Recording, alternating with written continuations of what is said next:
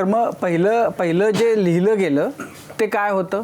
पहिला गणच लिहिला गेला का? हा, आता यात काही आख्यांची सगळी गाणी आधी चाली झाल्यात बर. आणि नंतर लिखाण झाले. अरे वा. म्हणजे कारण आम्ही याच्याकडे गेलो की भावा असं असं करायचंय आणि हे चाली आहेत, तर तू बाबा आम्हाला लिहून दे. मग हा तर सुरुवातीला राजी होतच नव्हता की म्हटला मी नाही करणार, मी गाणे लिहून देतो पण लवण बंधू म्हणून मी नाही करणार, कुणीतरी आपण दुसरा करूयात. पण नंतर ते जशी गाणी छान येत गेली तसा तोच म्हटला की नाही आता मीच करणार म्हटलं.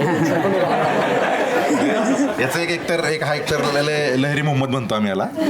कारण याला एक काम सांगायचं म्हणजे 8 दिवस आधी प्रिपरेशन असतं आमचं की याला मग आता इराणी चहाला घेऊन जायचं, मग पुण्यातला खत्री वडापाव खाऊ घालायचा, असं ते प्रिपरेशन असतं. आणि मग याला एक दिवस गाठायचं आणि मग 4-5 गाणी तरी बाहेर काढे. कारण तो त्याचं म्हणजे असंच की अरे हर्ष कुणाला आवडणार आहे, घट्ट करत बसायचं आहे, आपल्या तिघांना आवडतं म्हणजे सगळ्यांना आवडतं असं नाही ना. कारण त्याचा लोकसंगीताचा लोककलेचा अभ्यास आणि आमचं आणि हे सगळं हे आम्हाला आमच्यात खूप भारी वाटायचं.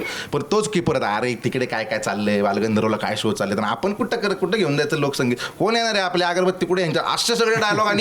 आणि हा जिथे तो म्हणला की हुजूर पाकीच्या शाळेच्या मागे तो राहतो, असं 3 वाजता आम्ही त्या सगळे कुणी शांतता सगळे आणि आम्ही तिथे मोठ्या मोठ्याने गण म्हणतोय, नमन म्हणतोय, मग हे चांगलं वाटतंय असं चांगलं वाटतंय असं सगळं ही प्रोसेस सुरू होती. त्यामुळे जसं तुम्ही म्हणालात की आख्यानाची सुरुवात किंवा हे लोकसंगीत किंवा हे सगळं अशा पद्धतीने ते म्हणजे आम्हाला त्या जसं म्हटलं की आम्हाला कुठेही प्रूव्ह करून द्यायचं नव्हतं, कुणालाही सांगायचं नव्हतं आमचं महाराष्ट्र संगीत किती भारी किंवा आम्ही किती भारी किंवा हा किती.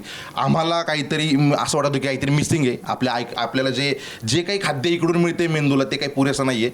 आता आपल्याला काहीतरी स्वतःच खाद्य निर्माण करावं लागेल आणि म्हणून हे आख्यान स्वरूपात सगळं आलं.